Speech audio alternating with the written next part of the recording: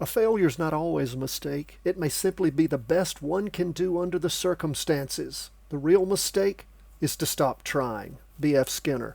My friends, coming to you from the sea. This is coming to you over Starlink, and we so appreciate you being with us. I hope you're continuing to have a wonderful holiday season. Do not forget that markets will be closed this week on Thursday again, like they were last week for Christmas. This will be for the New Year's break.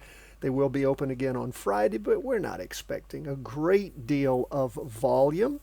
Although as we look at the S&P 500, we can see we got very close at the end of the day to average volume. Not a lot going on in the morning, well, volume-wise, but the market did move down. Not quite as far down in the afternoon, down 0.36%.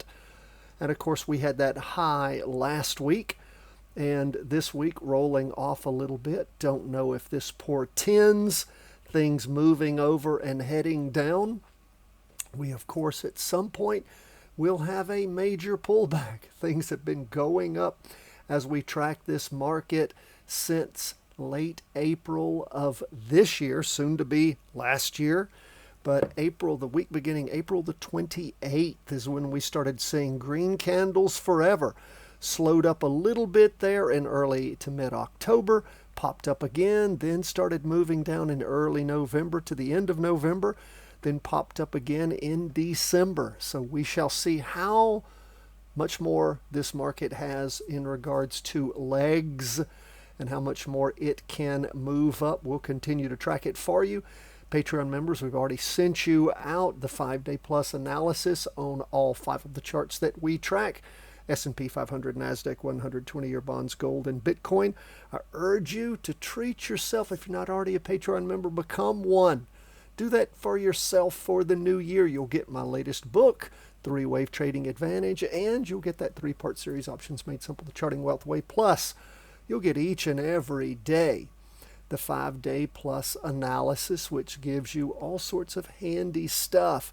The percentages that we have on probability of moves, along with the analysis and the backtest accuracy. And you'll see what we think about the candlesticks, how they're forming, the volume, what it plays. And of course, you can always check that out. You get it a day or so later if you follow us at the Patreon page. We send it out to the general public a day later. So thanks so much for being with us. This is where we are on the S&P. Let's look at the NASDAQ. It's pulling back a little bit more. That is 0.49%. You can see volume has been light for the last several days. Of course, it has been the Christmas season, and New Year's is on the way. And there's not a lot of people in the office pulling the triggers. And we'll continue to watch.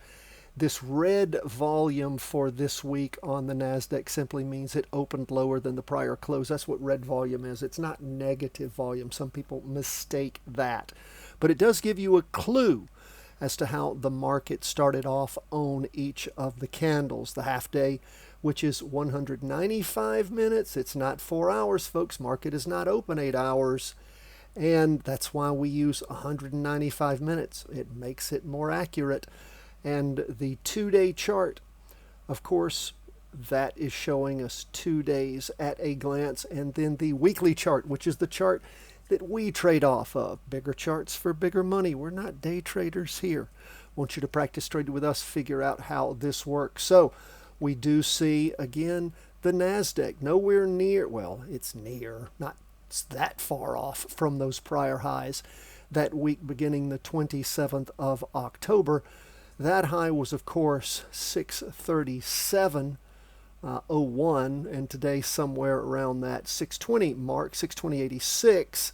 So again, it's got a ways to go, and it may not get there. So we'll continue to track, see what's going on. You can see things were down in the morning. And let's see, were they lower in the afternoon?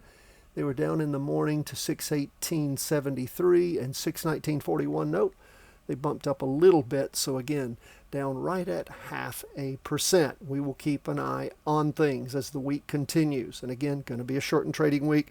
Not expecting a great deal of volume with the market closed on Thursday for the New Year's holiday. Look at where we are on 20-year U.S. government bonds. We're starting the week off breaking through that trend line, up 0.33%.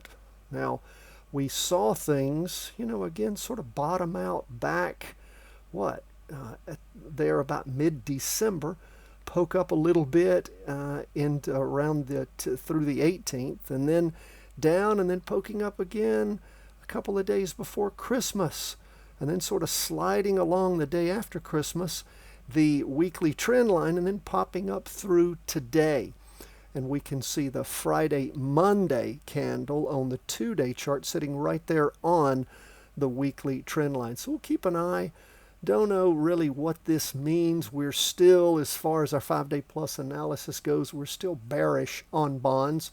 So we'll keep an eye on things. We've seen bonds poke their way up a little bit, only to collapse again in this latest rundown. We are still bearish on bonds. And we'll just wait and see. What about gold? Gold pulling back substantially today, 4.35%. Ended up with a doji on the 2-day chart. Lots of volume there.